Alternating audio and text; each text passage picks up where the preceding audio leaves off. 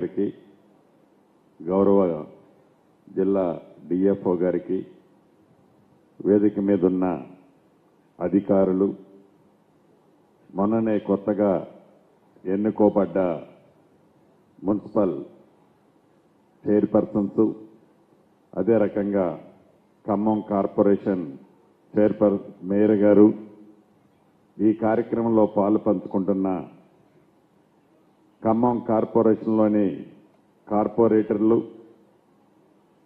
కొత్తగా ఎన్నికబడిన మున్సిపాలిటీల్లోని municipal commissioner, municipal ward మెంబర్లు, కొత్తగా ఎన్నుకోబడ్డ గ్రామ సర్పంచులు, ప్రింట్ అండ్ ఎలక్ట్రానిక్ మీడియా మిత్రులు, ముఖ్యంగా ప్రజాప్రతినిధులైన నా ఆడబిడ్డలందరికీ శిరస్సు వంచి మనస్ఫూర్తిగా హృదయపూర్వక నమస్కారం.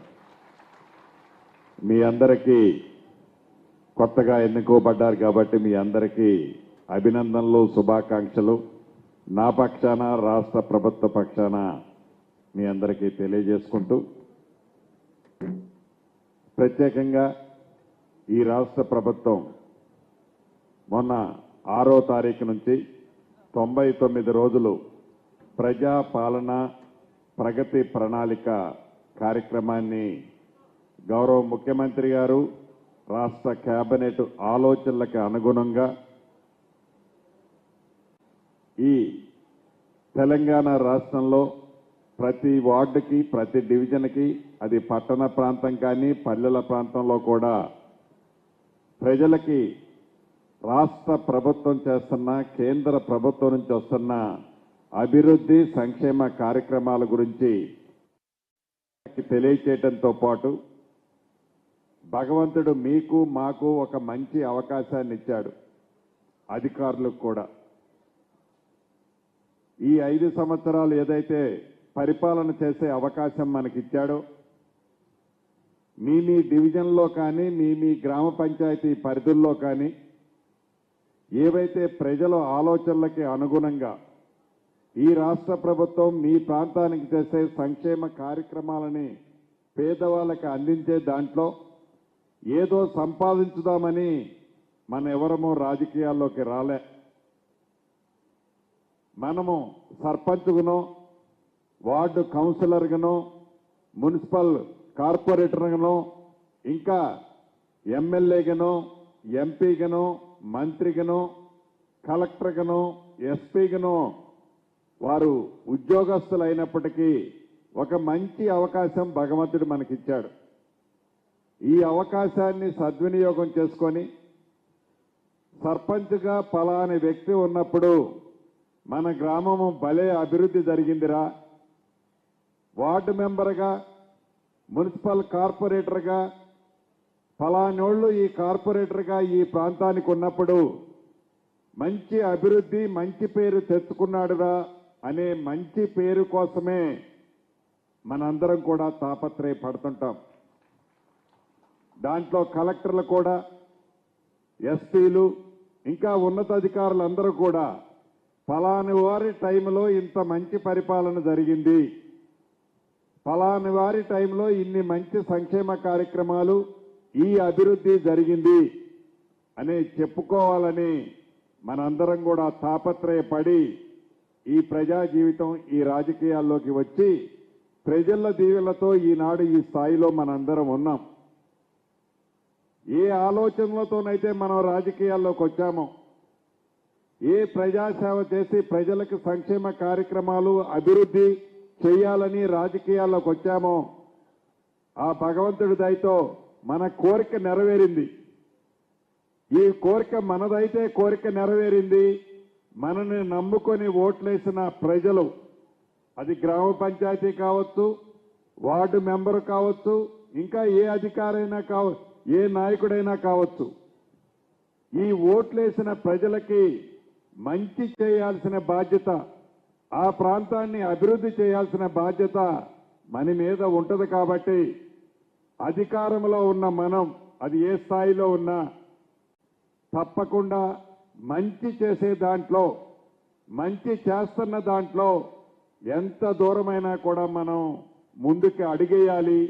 అది ప్రజలకు జరిగేదైతే 2 అడుగులు ముందుకేసి ప్రజలకు అందించినట్లయితే చిరస్థాయిగా నీవు ఏ రాజకీయాల్లోకి రావాలని కోరుకొని వచ్చావో దానికి అర్థం పరమార్థం ఉంటుందని మీరందరూ మనసులో పెట్టుకొని సర్పంచులు కానీ ఏ హోదాల్లో ఉన్న నాయకులైనా మీ ప్రాంతాల్లో ఉదయం నుంచి పద్దాకా పనిచేయమన్నట్ల మీకు కుటుంబాలుంటాయి, మీకు ఏదో ఒక చిన్న పెద్ద వ్యవసాయమో వ్యాపారమో చిన్న చిన్నవి ఉంటాయి, వాటిని వదిలేసుకోమని చెప్పట్లే.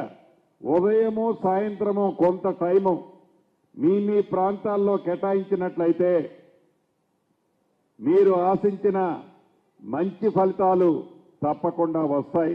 దానికి అధికారులు కూడా సహకరిస్తారు.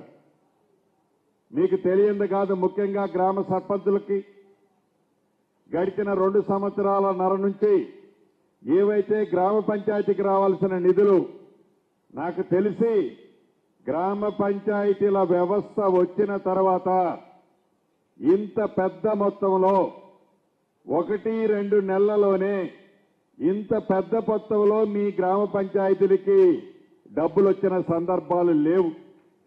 ఈనాడు పెద్ద ఎత్తులో మీ పంచాయతీ స్థాయిని బట్టి 5 లక్షల దగ్గర నుంచి నాకు తెలిసి 50-60 లక్షల రూపాయలు కూడా గడిచిన ఈ వారం 10 రోజుల్లో మీ ఖాతాల్లో జమ అయ్యాయి. అంటే మీ గ్రామ పంచాయతీకి జమ అయ్యాయి అంటే ఇంకా ఈ మార్చి 31వ తారీఖు లోపు ఇప్పుడు ఎంత వచ్చాయో మరిన్ని అంత డబ్బులు కూడా రాబోతున్నాయి. అంటే ఒక్కొక్క పంచాయతీకి 10 నుంచి 15 లక్షల లగాయితూ ₹1 కోటి పైచీలకు ఒక్కొక్క గ్రామ పంచాయతీకి వస్తున్నాయి. ఈ డబ్బుని ఏదో గ్రామ పంచాయతీలోకి వచ్చాయి, పాత అప్పులు తీరుద్దాం, ఈ డబ్బును ఎట్లా ఖర్చు పెడదాము అనేది ఒక్క నిమిషం పక్కన పెడితే ఆ డబ్బుని ఒక ప్రణాళికాబద్ధంగా ఆ డబ్బుని ప్రజలకు ఉపయోగపడే విధంగా ఆ డబ్బులో ప్రతి పైసా మీ రాజకీయంలో ఒక మైల్ స్టోన్గా నిలబడే విధంగా అభివృద్ధి చేసినట్లయితే తప్పకుండా మీరు ఆశించిన మీ గుర్తింపు మీ గ్రామాలు మీ డివిజన్లలో ఉంటాయి.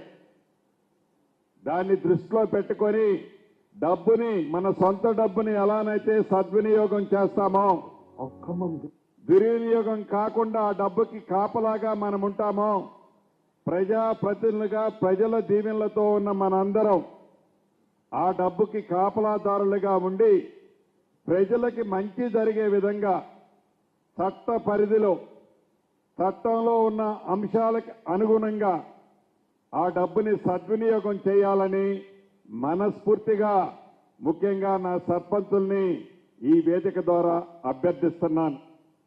అంతేకాదు సర్పంచులకు ఆల్రెడీ ట్రైనింగ్ ఇచ్చారు. 2 రోజుల్లో ఏమో చట్టం గురించి విధి విధానాల గురించి మీ సర్పంచ్గా మీ విధులేంటి వాటన్నిటినీ క్షుణ్ణంగా ఇంతకుముందే తెలిపారు.